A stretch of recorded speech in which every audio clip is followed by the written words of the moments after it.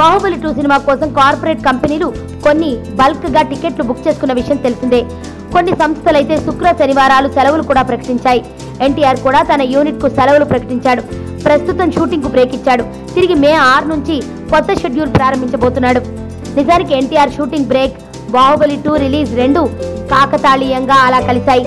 దాదాపు నెల రోజులుగా ఏకతాటిగా జైలు అవకుశ ప్రాజెక్టు పైనే ఉన్నాడు ఎన్టీఆర్. మండే ఎండల్లో కూడా షూటింగ్ చేశారు.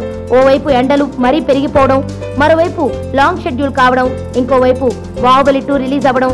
అందుకే షూటింగ్ కు వారం రోజుల పాటు విరామం ప్రకటించారు. ఈ వారం రోజుల గ్యాప్ లో తనకు ఎంతో ఆప్తుడైన రాజమౌళి తెరకెక్కించిన బాహుబలి 2 సినిమాను ఖచ్చితంగా చూస్తాడు ఎన్టీఆర్.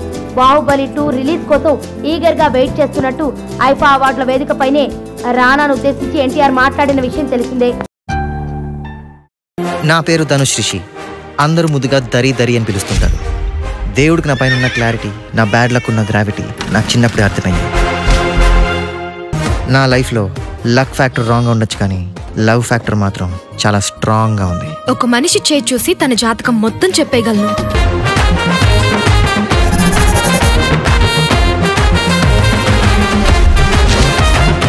Coming soon.